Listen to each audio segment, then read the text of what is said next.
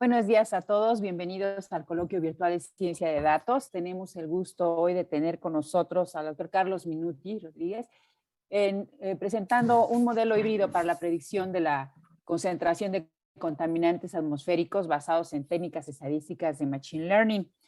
Carlos es licenciado en Estadística por la Universidad Autónoma de Chapingo, maestro en Ciencias Matemáticas y doctor en Ciencia e Ingeniería de la Computación por la UNAM. Realizó una estancia de investigación en la University de Waterloo, Canadá, a través del Emerging Leaders in the Americans Program. Obtuvo el segundo lugar a la mejor tesis de maestría en estadística, otorgado por la Asociación Mexicana de Estadística. Ha participado en competencias de ciencia de datos e inteligencia artificial a través de la plataforma de Google, Kaggle, donde se posicionó en el top 3, es decir, medalla de plata, en la competición Google Smartphone Decimeter Challenge. Se ha desempeñado como consultor para empresas en proyectos de ciencia de datos a través de Minova Consulting y ha sido investigador asociado del Consorcio de Inteligencia Artificial del CIMAD en CONACYT.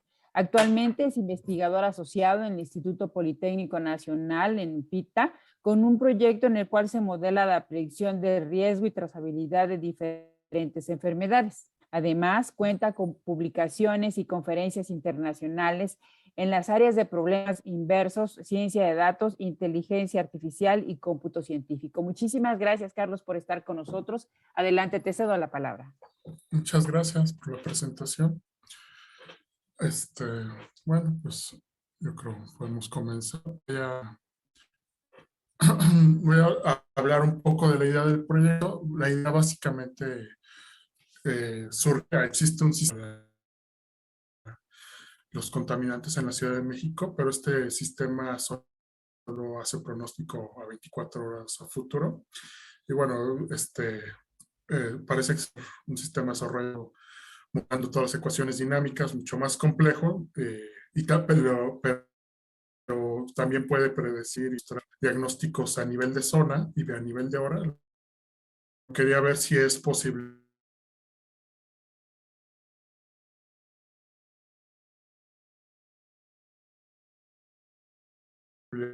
hacer un sistema donde al no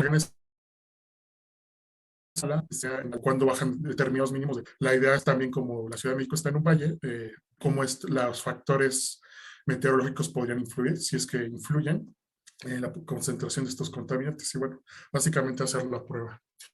También explico que este trabajo lo comencé hace un año cuando estaba en el Consorcio de Inteligencia Artificial del CONACYT, y por eso es la adscripción que pongo en la publicación, aunque ahora me encuentro en el Politécnico. Bueno, voy a hablar, perdón, que mucho material lo tengo en inglés, entonces perdón si está práctico, como sea todo ello.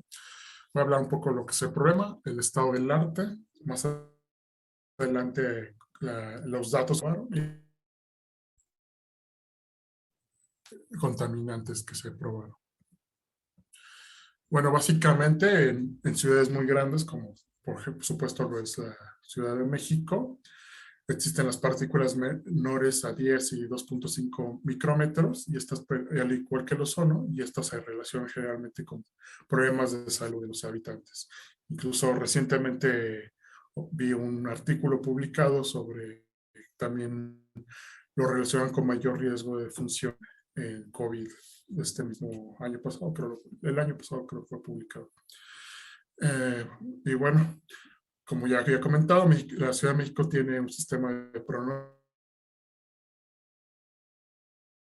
genera pronósticos a mayor periodo de tiempo, pero bueno, para esto consideramos que se pueden usar técnicas de inteligencia artificial como Deep Learning, pero el problema es que la cantidad de datos necesarios para este tipo de técnicas no está disponible para este problema. Entonces se considera un sistema híbrido donde se combina este tipo de técnicas junto con técnicas estadísticas para así no requerir tanto nivel de datos, pero y a la vez mantener un nivel de explicabilidad del problema. Se usaron 3 contaminantes principales, que es el ozono, el PM10 y el PM2.5, que como se dijo son partículas menores a a 10 y 2.5 micrómetros. Y se trata de hacer pronósticos 2 semanas a futuro. Este es el contexto de la Ciudad de México. Se encuentra dentro de un valle rodeada por montañas entre 600 y 800 metros bajo el nivel del piso. Entonces, por lo mismo, mucho de esto consideramos que las corrientes de aire, por ejemplo, pueden influir en limpiar los contaminantes o otras cuestiones atmosféricas. Entonces, se prueba mucho de lo que son las variables meteorológicas, cómo influyen como variables de entrada para el modelo. Y bueno, un poco sobre el estado del arte, ya se ha tratado de hacer modelado sobre los contaminantes en la Ciudad de México. Uno de los a destacar principalmente es que usando lógica difusa para la Ciudad de México, hicieron pronósticos al día siguiente, haciendo categorización de la calidad del aire, ¿no? Usando los diferentes contaminantes, y básicamente se usaron modelos autorregresivos para los diferentes contaminantes. Esto fue hecho por Carvajal. También se encuentra que Sao y Hassall usan modelos de clasificación de árboles para modelar PM2.5, esto de la ciudad de Hong Kong, y usando históricos de los contaminantes. Lee et al. Combinan redes neuronales, árboles de regresión, random forest y gradient boosting, para predecir PM2.5, y esto en algunos lugares de Estados Unidos, y también incluyen ellos en sus variables de entrada datos meteorológicos. Gijón usa Random Forest, Gradient Boosting y regresión, también usando datos meteorológicos y las propias los propios contaminantes como datos de entrada para predecir al siguiente día valores de PM2.5 y PM10 en la ciudad de Seúl. Y este último autor, Dishul, hace un metaestudio donde revisa múltiples papers y encuentra que generalmente es lo más usado, lo más que se predice, el contaminante a mayor predicción es el de PM2.5, usualmente para predicciones al siguiente día, y la técnica usada más comúnmente fue redes neuronales. Bueno, voy a entonces un poco de lo que es la metodología. Aquí me gustaría un poco extenderme un poco sobre los datos, ya que también al ser un coloquio estudiantil yo creo que puede ser de interés, también las problemáticas involucradas en estos datos. Básicamente, para obtener los valores de los contaminantes de ozono, PM10 y PM2.5, recurrimos a la red automatizada de monitoreo atmosférico de la Ciudad de México, también conocida como RAMA, y tiene datos desde 1995 para O3, para ozono, 2011, desde 2011 para PM10 y desde 2003 para PM2.5. Estos datos se pueden obtener a nivel de hora para diferentes estaciones que se encuentran dentro de la Ciudad de México, localizadas en diferentes zonas. Para los datos meteorológicos se usó datos de Conagua en diferentes estaciones meteorológicas, 5 de ellas en específico. Estas estaciones incluyen variables como la velocidad del viento, la dirección, la temperatura del aire, la presión atmosférica, humedad relativa, presión barométrica y precipitación y radiación solar. Las mediciones se tienen cada 10 minutos y nosotros particularmente teníamos acceso al momento de este estudio a datos desde 2010 hasta 2019, marzo de 2019, para realizar el estudio. Aquí es una muestra en el mapa de dónde están las estaciones meteorológicas de Conagua, dónde están ubicadas. Se puede ver que una de las estaciones, Tezontle, está cerca del centro de la Ciudad de México, y particularmente lo que nosotros tratamos de hacer es predecir de una forma característica en la ciudad los valores máximos de los diferentes contaminantes, y usando como fuentes los propios contaminantes, las propias estaciones, pero también las estaciones meteorológicas. Sin embargo, entre pruebas ya en los algoritmos, se vio que aunque podía incluir todas las estaciones meteorológicas, no había mucha diferencia si solo se mantenía una sola estación en los datos en cuanto a la calidad de las predicciones. Entonces, la estación que se mantuvo fue Tezontle, porque es la que está ubicada más centralmente y también es la que tenía más densidad de datos. Entonces, en adelante, los resultados que muestre de variables meteorológicas se van a referir a esta estación, Tezontle. Bueno, en cuanto a los contaminantes, se escogieron 5 estaciones con la mayor de monitoreo, con la mayor densidad de datos. Y de cada una de estas estaciones se tomó diferentes variables a lo largo de que representan un día. Estas variables fue el máximo, el mínimo, la media y la mediana. Entonces, día y al final se hace el promedio del valor de estas estaciones, se toma la mediana de estas estaciones. En situación así no afectaba entonces si teníamos valores faltantes y teníamos como un valor representativo de ese día para la zona general de la Ciudad de México, de los diferentes contaminantes. Y bueno, aquí me gustaría mostrar alguna de los datos de los diferentes contaminantes, cómo se distribuyen temporalmente, porque es una de las variables, la temporal, muy importante para poder predecirlos. Tiene efectos importantes, por ejemplo, a lo largo de los años se vio que los tres, aunque están en diferentes, ozono está en diferentes unidades con respecto a PM10 y PM2.5, pero están en escalas similares, entonces están graficados de forma conjunta. Particularmente PM10, lo tengo aquí, está en partes, ozono está en partes por billón y PM10 y PM2.5 está en microgramos por metro cúbico. Entonces, aquí pueden ver que si me refiero a la media diaria, el promedio en los años, cómo va decayendo en todos los contaminantes, pero se nota más en lo que es PM10, el verde.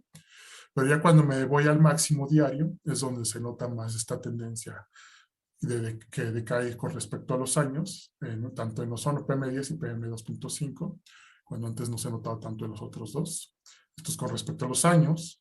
Ahora también promedio de todos los años a lo largo de un valor del día. Pueden ver estas gráficas. A la izquierda es de nuevo el promedio diario y a la derecha es el promedio del máximo diario.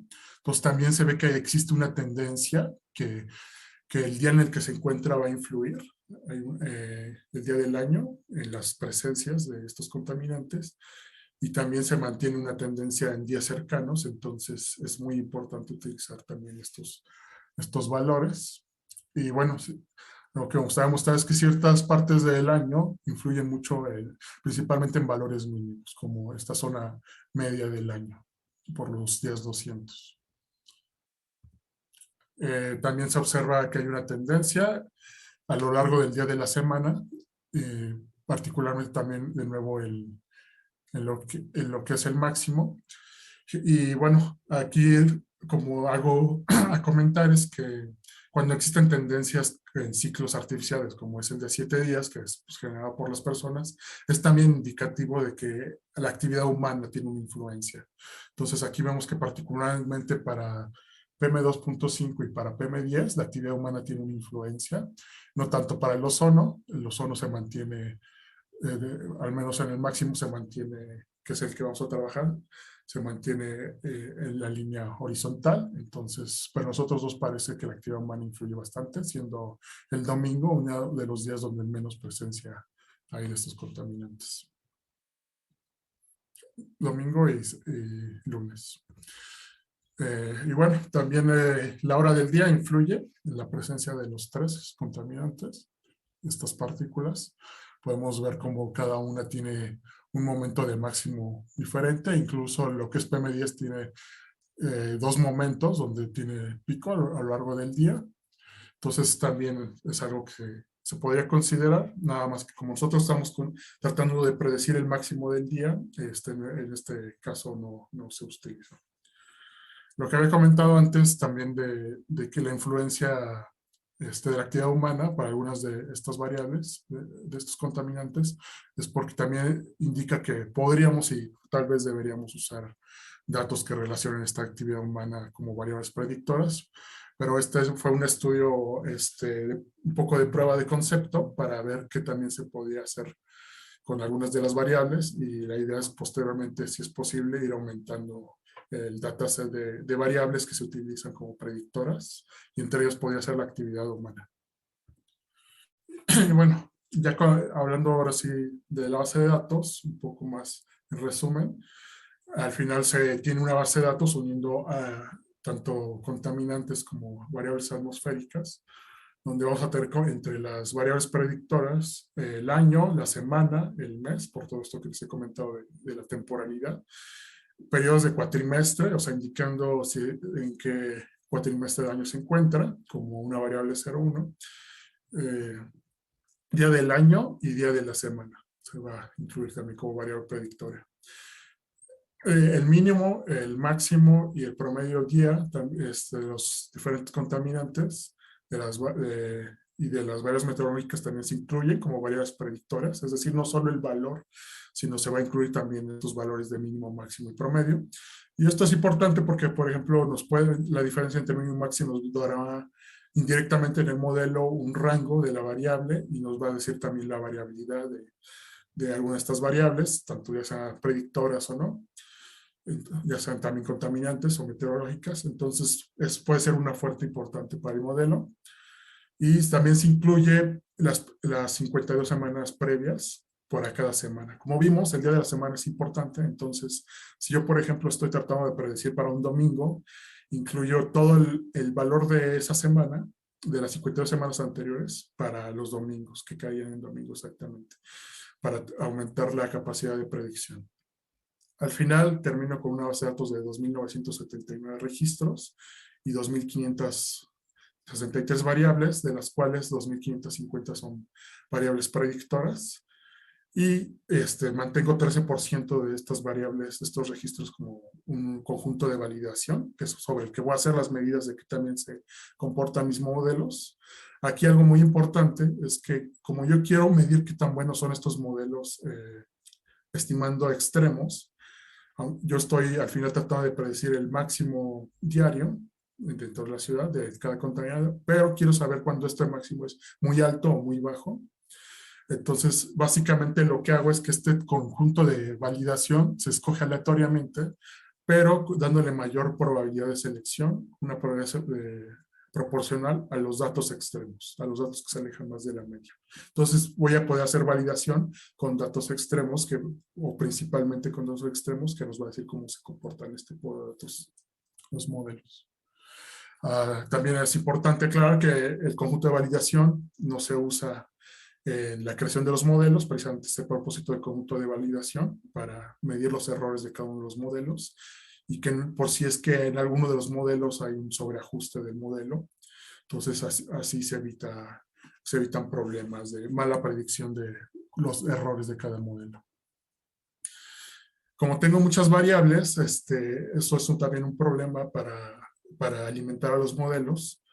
No quiero darles demasiada información porque puede ser difícil que encuentren las variables óptimas, también puede llevar a problemas rápidos de sobreajuste, o unas variables simplemente introducen ruido.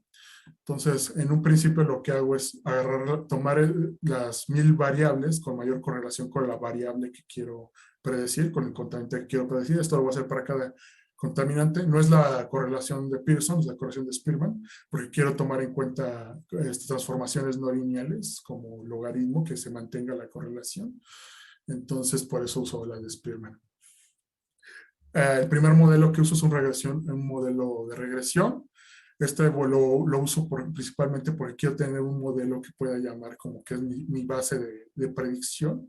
Es en el que voy a hacer referencia con respecto a los otros modelos. El modelo más básico, al que quiero superar, digamos. Pero también en hago selección de variables usando un método stepwise en ambos niveles. Es decir, que backward y forward, va aumentando y eliminando variables, y se queda al final con un conjunto de variables que considero de importancia para el modelo. También pruebo regresión regularizada. Entre los modos de regresión regularizada uso Rich, Lasso y ElasticNet, que particularmente ElasticNet pues varía el parámetro a lo largo de todo un rango que se va a utilizar. Curiosamente, estos modelos de regresión regularizada, en todos los casos fue el mejor Rich Regression, entonces es el que estoy presentando los resultados. También probé árboles de regresión. Un poco de los árboles de regresión fue más generalmente son modelos que no van a tener un poder productivo muy fuerte, pero nos van a dar una idea de lo que está sucediendo, qué variables están siendo de importancia, entonces también por eso me gustó incluirlo. Y Random Forest, que bueno, usaría muchos de estos modelos de árboles para mejorar la predicción. En este caso particular, usa 5,000 modelos, se entrenaron 5,000 modelos de Random Forest. Si no están familiarizados, Random Forest básicamente es árboles de regresión donde se escogen aleatoriamente las variables que se van a utilizar, se optimizan los modelos y al final se reporta un promedio de cada uno de estos modelos. También se probaron redes neuronales. Aquí lo que les he comentado que los datos, como son muy pocos registros, no nos permiten usar técnicas como Deep Learning, y en particular pues también esto de redes neuronales es un problema, pero quería probar. Entonces lo que se trató de hacer es hacer regularización de la red para que no influya tanto que no tenga tantos datos, pero lo más que se logró, el mayor número de capas que se logró incluir en el modelo antes de que haya problemas de sobreajuste de modelo fueron 4 capas. Ahorita daré un poco de cuántos parámetros, pero sí no se pudo aumentar mucho el número de capas ni el número de neuronas en cada una de las capas porque sí se sobreajustaba rápidamente el modelo. Y bueno, se crea también el modelo híbrido, que es el que se habla en este trabajo principalmente. El modelo híbrido trata de tomar características que se vieron útiles en los diferentes modelos. Se observa qué características fueron de utilidad y se trata de incorporar. Particularmente de redes neuronales, lo que se trata de incluir es que todas las combinaciones no lineales que se crean al generar diferentes capas hidden layers, capas ocultas, nos permite tener relaciones no lineales y de interacciones entre las variables. Entonces es lo que se trata de hacer. Y también una de las características que se trata de tomar de Random Forest es el uso de múltiples modelos. Es de los dos modelos que básicamente tratamos de tomar características. Aquí lo explico un poco mejor. Para las variables no lineales, se crean nuevas variables no lineales. El modelo automáticamente, de forma al azar, toma de variables y se aplica polinomios de grado 2, de grado 3 o logaritmos. Es lo que generalmente va a usar. Y también elige un número de interacciones entre variables de 2 a 6 valores y va a escoger de 2 a 6 variables que va a hacerlas interactuar entre ellas. Generalmente esto es el producto de las variables, igual de forma aleatoria. Y bueno, para cada uno de los submodelos se va a usar regresión múltiple usando como fuente estas variables que se crean, tanto las variables originales como las nuevas variables no lineales. Y se va a tomar diferentes números de variables para los modelos de regresión múltiple. Y se hace una regresión, una selección también aleatoria de los registros. Esto es en particular para el ajuste de los modelos. Esto es para evitar sobreajuste del modelo. Y al final, ya que tenemos una base de datos de modelos con estas características, la cuestión es combinarlos. Entonces, para combinar los modelos se hace una nueva variable que le llamo de score, que califica aquí también ese modelo. Básicamente usa el R cuadrada. Usa también el AIC, la información del modelo, y usan una R cuadrada de predicción, donde unos pocos datos no se incluyeron en el entrenamiento y se ve su error y también se ve la correlación, digamos, con la variable a predecir.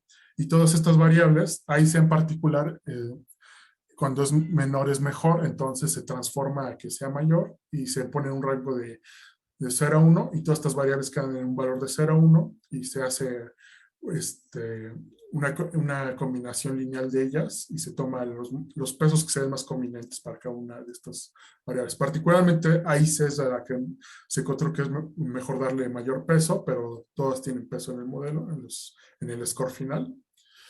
Esto del score final se está haciendo porque no necesariamente se van a usar del 100% de los modelos. Se van a usar todos los modelos que sean posibles usar, y con posible me refiero a que también una de las características de esta idea es que si yo no tengo una variable de entrada, entonces no se imputa la variable, no se trata de rellenar el valor faltante, sino que solo se usan los modelos que tienen esa variable. Entonces no requiere de imputación, y entonces al tener también múltiples modelos a usar, esto también lo hace robusto.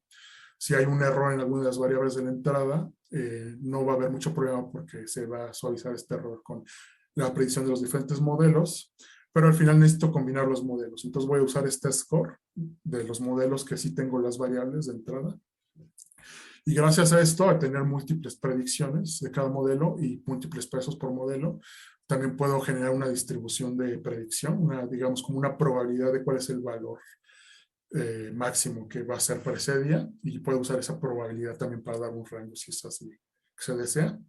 Particularmente para este modelo que se propone híbrido, se usaron 5,000 submodelos, de los cuales 900 son nuevas variables, 300 no lineales con transformaciones de las que ya se habló, de potencias y de logaritmos, y 600 interacciones de 2 a 6 variables.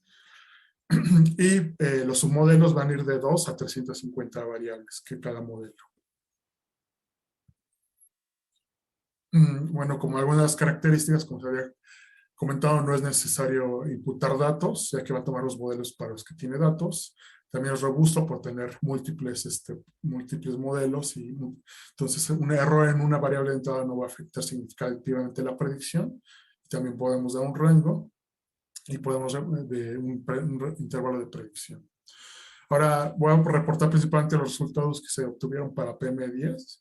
Este contaminante en particular fue en el que se tuvo mejor predicción, pero todo lo que se realizó aquí se hizo igual de forma automatizada para también PM2.5 y ozono. También voy a reportar para ello, pero de forma más breve. Aquí algo que quiero que se note es que básicamente para los 3 contaminantes, a la izquierda se muestra la distribución de los máximos diarios para todo el conjunto de datos, el histograma, la gráfica de densidad. Se puede ver que está sesgada, hay pocos valores muy altos, pero es parte de lo que nos interesa predecir. Entonces, para mejorar las predicciones, lo que se hace es usar el logaritmo de los contaminantes, y se ve a la derecha de esta gráfica, que es una distribución más simétrica que nos va a permitir simplificar, hacer las predicciones, desde un principio tener menores errores. Y entonces, aunque se usa como la variable para predecir el logaritmo, todos los resultados que voy a presentar ya es directamente sin el logaritmo, ya es el valor de contaminante. Aquí una muestra también de las variables mayormente correlacionadas. Esto se hizo un poco para tener idea de cuáles tienen influencia, pero bueno, se alimenta con una mayor base de datos que esto. Pero bueno, por ejemplo, para PM10, como podrán ver, básicamente es la radiación solar, tanto dependiendo del momento del año. Al final, lo último que se ve, week 6, week 8, week 7, es el número de la semana hacia atrás, de la que se está prediciendo. Entonces, algunos van a tener una correlación positiva, otros negativa, pero por ejemplo, en este caso tuvieron una correlación que se podría decir alta para lo que se está tratando de predecir, con el valor del PM25, y generalmente fue con la radiación solar la mayormente correlacionada, y bueno, es de la estación TESON. Y bueno, pueden ver que fue con el valor de la mediana de radiación solar. Otras más, en valor decreciente en cuanto a correlación, se ve igual radiación solar, pero ya empiezan a aparecer, por ejemplo, la media del propio valor de PM10. Esta media es justamente al día que se realiza la predicción a 2 semanas a futuro. Es el valor que se refiere. También el máximo aparece y la mediana de ese mismo día. Y después, posteriormente, aparece el máximo de 50 semanas hacia atrás. 50 semanas hacia atrás, como estamos prediciendo 2 a futuros, es en realidad un año hacia atrás, está a 50. Entonces se ve que también tiene una alta correlación un año hacia atrás, algo a notar. Y bueno, particularmente lo van a ver con los resultados. Hay variables, semanas del año en específico que fueron de relevancia en muchos de los modelos, no solo para este contaminante. Semanas alrededor de la 34, 34 a 36 generalmente tuvieron relevancia para la predicción, entonces van a ver en los modelos un poco. Por ejemplo, este fue el de regresión, no están todas las variables, al final después del stepwise fueron 165 variables las que se mantuvieron, pero aquí presento una selección. Algo a notar algo que mostrar es que aparece la semana 50, el valor de la mediana como variable relevante, y otros valores cercanos. También para la humedad relativa, la radiación solar, aparece también como variable importante, y el año es una variable muy importante. Las variables temporales en general para los valores de PM fueron relevantes. Si el mes es diciembre o noviembre, si no lo es, bueno, particularmente cuando fue diciembre y noviembre son las que fueron de relevantes. Si es lunes, sábado o domingo, también fueron relevantes. Entonces, es algo que quiero que se note porque también al final es algo relevante en los diferentes modelos. Esta es las variables de importancia para el de Random Forest. Entonces, quiero que vean la importancia de caer rápidamente, pero una de las últimas que tenía importancia es el día de la semana, por ejemplo. Y el día del año. Perdón, este day n es el día del año, luego el año, el día si es domingo, por ejemplo, y también la semana. Y si ven, una de las semanas importantes fue la 33 en cuanto a radiación solar. Estas semanas que están en medio del año, 34, alrededor de estas semanas 35 y 32 son relevantes, son de las más importantes para predecir, al menos en el modelo de Random Forest, fue de las que encontró relevantes. Otro ejemplo, bueno, este es uno de los resultados con los árboles de regresión, que bueno, es un modelo obviamente muy simple, pero bueno, es importante ver qué variables son las que salen de relevancia. Aquí van a ver que la semana 33 sale de relevancia, y el valor del PM10 un año hacia atrás también, o sea que fue relevante si fue un año atrás. De nuevo, si el día era domingo, el año, a partir de qué año, las variables se estandarizaron 0,1, por eso ven que tienen valores de este tipo de valores, aunque la media debería ser otro valor de contaminante, se pusieron a 0,1, en el rango 0,1, también el año para todo el rango. Entonces quiere decir que en algún punto de los años que estamos estudiando hubo un cambio que considera que si pasa de ese año, va a ser un valor. Particularmente si es mayor ese valor, bueno, considera que va a ser menor la concentración porque se fueron reduciendo. Y también el día del año, y si de nuevo se fueron domingo. Esto también me gusta revisar estos modelos porque nos dice, por ejemplo, si vemos en dos ramas la misma variable, nos puede decir de interacciones con una variable que debemos tomar en cuenta con el resto de variables, o no linealidad de alguna de las variables que deberíamos tomar en cuenta también. Por eso creo importante a veces estudiar estos modelos simples, porque nos ayuda a saber cómo agregar otras variables a nuestros modelos. En cuanto a regresión regularizada, bueno, el modelo de regresión regularizada mantuvo las 10.077 variables predictoras que se le dieron. No desea de quitar ninguna. Se estimó el valor de regularización óptimo y ese se mantuvo. Y para el modelo de redes neuronales se tienen 4 capas. Primero 30 neuronas, la segunda de 12, 5 y 3 para la última. Ya luego se calcula la diferencia. Y se usaron diferentes valores iniciales y se preserva el modelo que mantuvo mejores predicciones, menor error.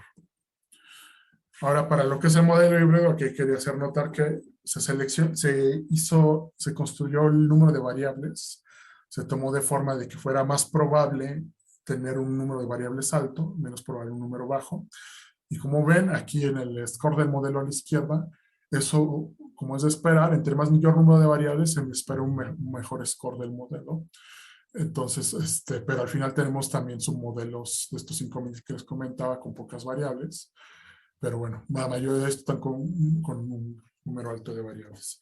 En particular, hay un punto aquí alrededor aproximadamente de las 50 variables, 30 variables, que ya decae rápidamente el valor, la capacidad de predicción del score, del modelo. Entonces parece que al menos si requiere unas 30 variables. Y bueno, ahora sí los resultados que se obtuvieron con cada modelo para este conjunto de validación que les comentaba.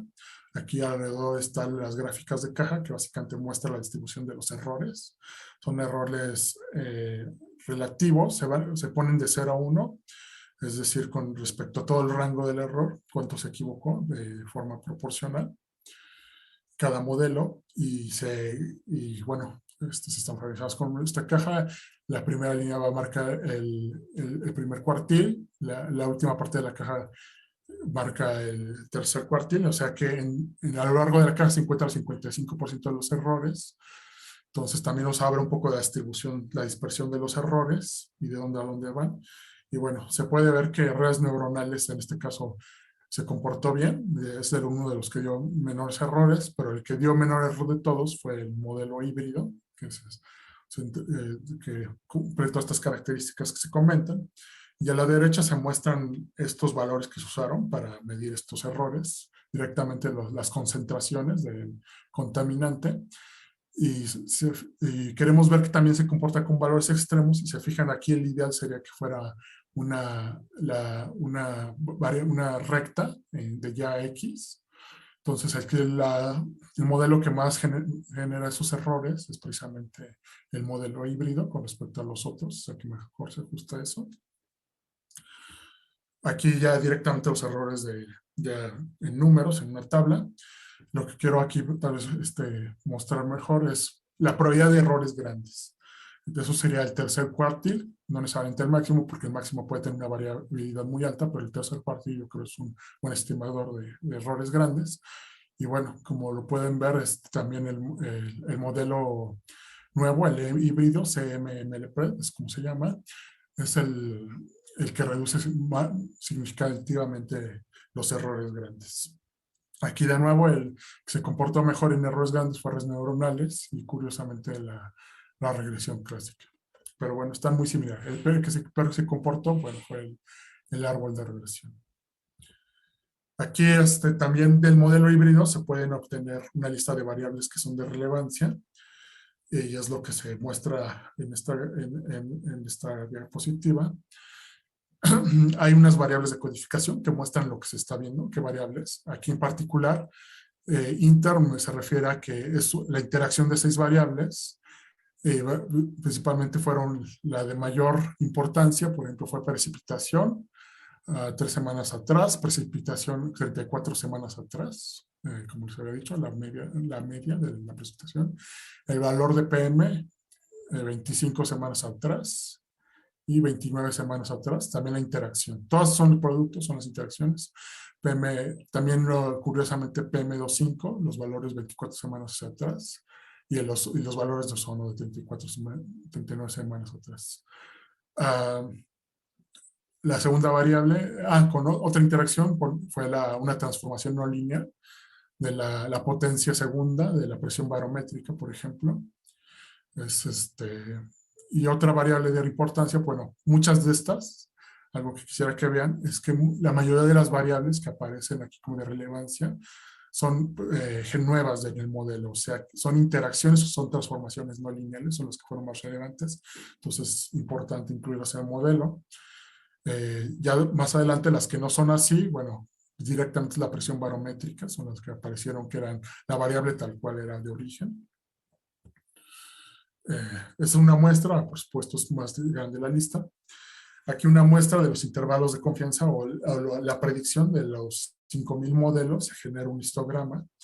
Y por ejemplo, en este caso en particular, el valor real a predecir era 205, que estaría por aquí, y se ve cómo está, aunque no está perfectamente centrada la distribución, sí está muy cerca de ese valor. Al final el valor que se usa para la predicción no es el promedio de estos valores, sino es el máximo de esta distribución, donde se concentra, digamos, la máxima verosimilitud. Entonces, aquí daría probablemente un valor más cerca del 190 de predicción. Pero si se da un intervalo, se ve que muy probablemente el intervalo va a incluir el valor real. Ahora, resultados para PM2.5. Este fue del que tuvo menor capacidad de predicción, pero siguió siendo bueno el modelo con respecto a los otros.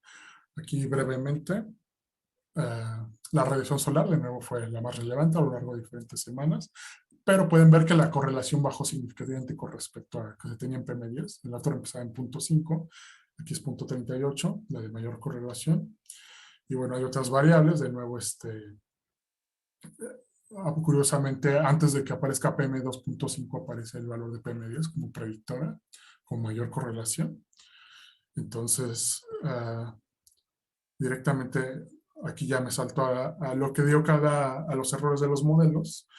Si ven de nuevo la mediana del modelo del error en las gráficas, en el box plot, con menor error es de nuevo el modelo híbrido. La dispersión, ¿qué tanto es el rango del error?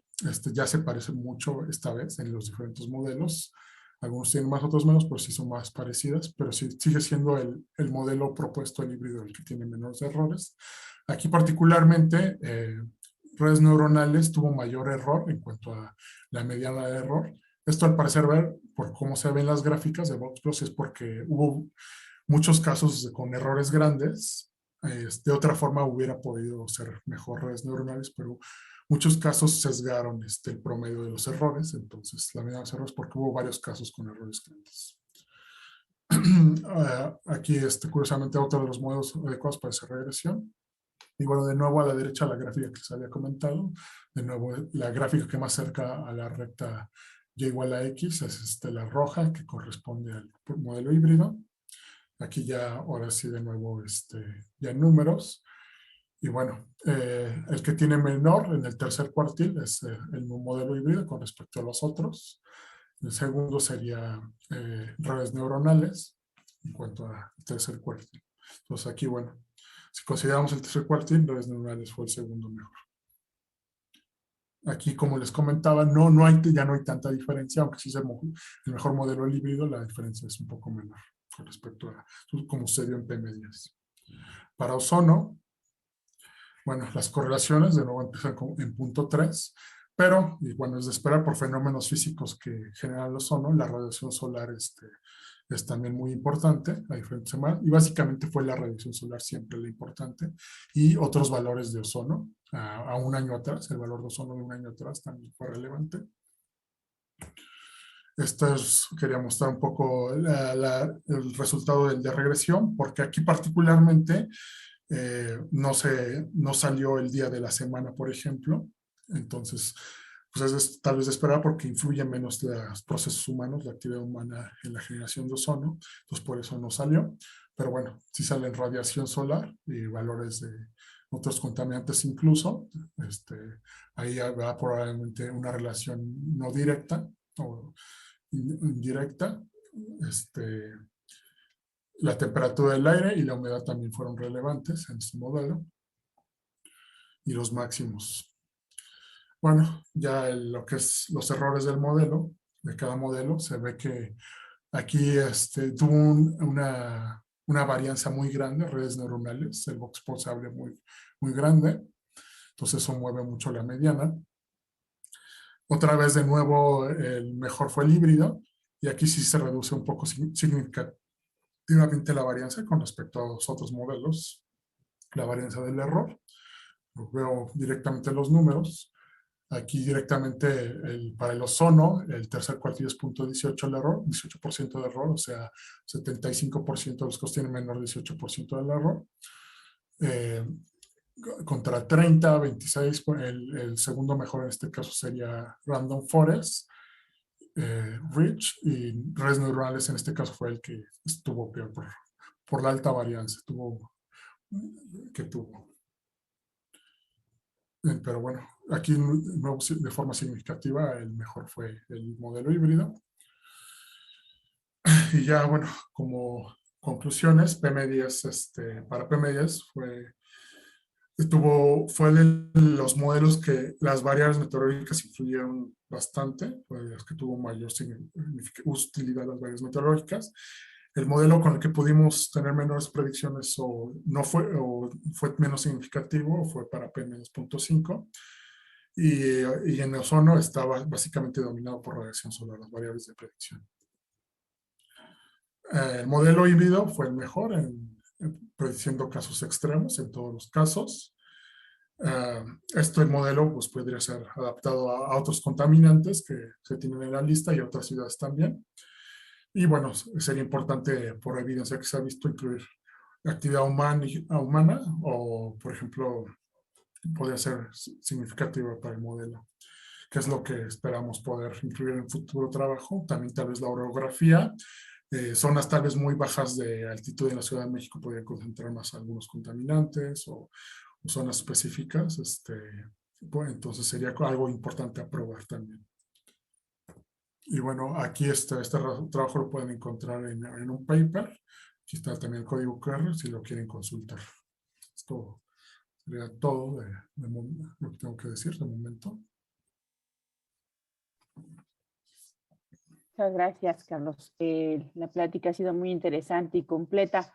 ¿Alguien que tenga alguna pregunta? Adelante, por favor. Ya sea por el chat o que ustedes puedan mencionarla.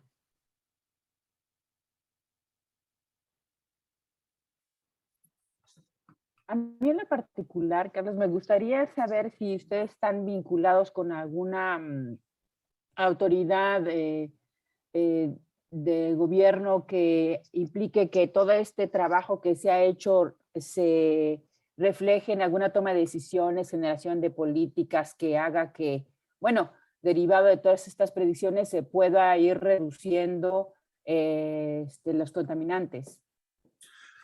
No, desafortunadamente no es el caso. Esperamos poder tener contacto con autoridades para ver si al final todo esto que hacemos esperamos sea de utilidad y se use en la realidad y se vaya mejorando.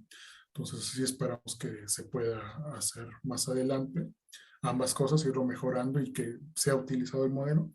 Si no es el caso, bueno, esperemos por lo menos sea posible tener una plataforma automatizada donde se reporte, ya que si no es necesario, si no se utiliza para política pública, por ejemplo, tal vez sí lo puedan tener en cuenta ciudadanos, por ejemplo, para si van a hacer deporte al aire libre, puedan tenerlo en cuenta o cuestiones, alguna actividad fuera, les pueda ser de utilidad a nivel ciudadano. Claro. ¿Se han acercado a las autoridades o todavía están en, bueno, esto no sé qué tan reciente sea? Pues No ha habido acercamiento todavía. También hemos querido primero incluir otras variables, tal vez antes de ya acercarnos de manera más formal. Esto era todavía una prueba de concepto de que también se podía hacer. Ya se ha visto que sí es posible, al menos parece que para la Ciudad de México sí es posible mejorar estas predicciones de los máximos diarios. Entonces, yo creo cuando se incluyan más variables, sí sería oportuno ya tal vez acercarse de forma más formal para tener algo que ya incluso tal vez sea por zona, ya las predicciones. Ahorita es como si vieron, también es algo a nivel de la ciudad, incluso las predicciones, es como se empezó este modelo, para explorar qué tan factible era. Entonces también a nivel de zonas ya sería algo más útil también. Okay. Alejandro Ramírez pregunta, ¿ayudaría a contar con más sensores esparcidos por la zona metropolitana? Sí, yo creo, bueno, cualquier información que podamos incluir, más sensores, más fuentes de datos podría ser de utilidad. Aquí tal vez se utilizó el promedio para facilitar la exploración de un modelo inicial, pero ciertamente incluso esa esparción puede hacerse de utilidad para modelos de interpolación, como de Kriging, que una vez que tengamos predicciones en unas zonas de la Ciudad de México, nos ayuden a extrapolar esas predicciones. Entonces sí serían de mucha utilidad probablemente. Y bueno, incluso también las interacciones de las zonas podrían utilizarse como fuente en el modelo. Entonces yo creo que sí serían de utilidad, tanto para variables meteorológicas como variables de contaminantes y tal vez hasta de actividad humana. Recuérdame, ¿de dónde obtuvieron información de estas variables? Son públicas, la red Rama se puede descargar directamente, la de contaminantes. La de Conagua también es pública, se puede descargar, aunque normalmente la descarga está para 3 meses, entonces tuvo que ser la solicitud de Conagua de todo el periodo de tiempo. pero, sí, pero es con agua y la red Rama. La red Rama es red automatizada de monitoreo atmosférico de la Ciudad de México. ¿Hubo algún trabajo de preprocesamiento, limpieza? Bueno, obviamente la parte que implica el poner a punto la información para que apliquen los algoritmos, pero de limpieza o algo. Habías comentado en algún momento que no hubo necesidad de imputación, pero no sé en cuanto a si encontraron algunos otros problemas que tuvieron que Sí, solucionar o limpiar, etcétera. sí, en el particular, bueno, valores que parecieran ya demasiado extremos, se ponían como NA. Uh-huh. Particularmente en los datos de la red Rama hay muchas estaciones de monitoreo de la calidad de aire, pero han ido desapareciendo y apareciendo nuevas con respecto a los años. Entonces eso crea un problema que al final la solución que se vio mejor es tomar las que tenían un mayor histórico de datos y cuando había faltantes, bueno, no fue tanto problema por esto que se usó de la mediana, pero ya cuando se haga a nivel de zonas, sí va a ser, algo que hay que tomar en consideración, si ver si se hace imputación o solo no se utilizan esos datos para ajustar los modelos. Pero básicamente la problemática inicial fue eso, que hay muchas estaciones que fueron apareciendo y desapareciendo. Entonces, a veces hay periodos de tiempo en los que no había datos también. Puede ser más de unos días, incluso creo había hasta semanas que desaparecían datos porque se dañó probablemente la estación. Entonces, bueno, no se podían utilizar esos datos y tenían que ser eliminados. ¿Hubo alguna, ay, ya se me olvidó que iba a preguntar? Bueno, no sé, ¿alguien tiene una duda o pregunta en lo que yo me acuerdo de la que yo iba a hacer?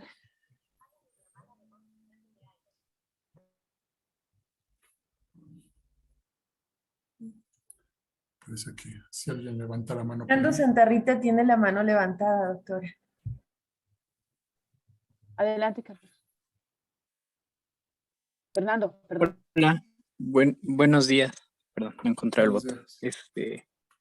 ¿Cuánto tiempo toma realizar un proyecto de estas características y cuáles son los pasos fundamentales que se siguen al realizar esta clase de proyectos?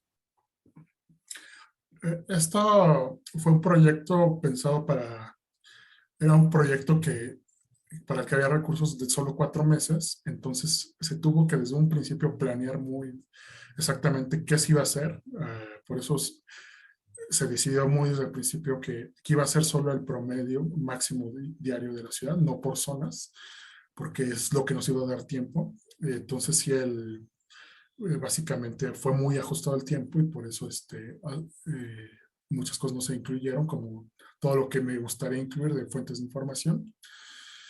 Pero sí, fue desarrollado en 4 meses, aunque la verdad fue muy pesado. Entonces yo creo que a un ritmo normal hubiera sido 6 meses probablemente. Afortunadamente también al principio no parecía algo que me gustaría mostrarles, más que va dirigido a estudiantes, es que muchas veces hay que pensar muy bien lo que uno quiere predecir o cómo va a abordar el problema. Y desde que se vio estas gráficas, como que les decía, las distribuciones de los contaminantes, de los máximos, es que se tomó la decisión de que también, uno, porque es importante, es más relevante, pero dos, también era por estas gráficas, es que íbamos a predecirlo, valores extremos nos iban a interesar más. Porque particularmente es lo que nos interesa, tal vez si a lo largo de todo el año, diariamente van a estar la mayoría concentrados en este rango, entonces ya la media va a ser un buen estimador. Pero bueno, entonces para eso necesitamos modelo, pero tampoco es que nos preocupe mucho cuando es estable, ¿no? Los contaminantes. Nos preocupa cuando son valores extremos. Entonces, al principio, pues valores extremos más altos y bajos. Entonces, gracias a estas gráficas se vio que iba a ser mejor abordarlo desde ese punto de vista y también iba a ser más práctico. Muchos de estos trabajos que he hablado en el estado del arte no se refieren a los valores extremos, no ajustan los valores extremos, sino tratan de estimar directamente el valor. Y bueno, como os he dicho, probablemente en estos casos, por esta distribución, ya aplicando el logaritmo, el promedio de la distribución ya va a ser un buen valor. Entonces, pero para valores extremos no es el caso. En particular, redes neuronales, estas interacciones entre variables es lo que les hace buenas para determinar valores extremos, y por eso se agregaron al modelo también. Adelante, Javier Acevedo.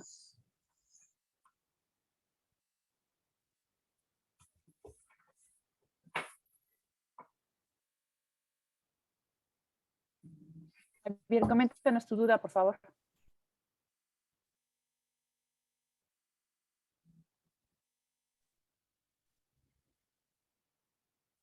Si no, por el chat, la leo.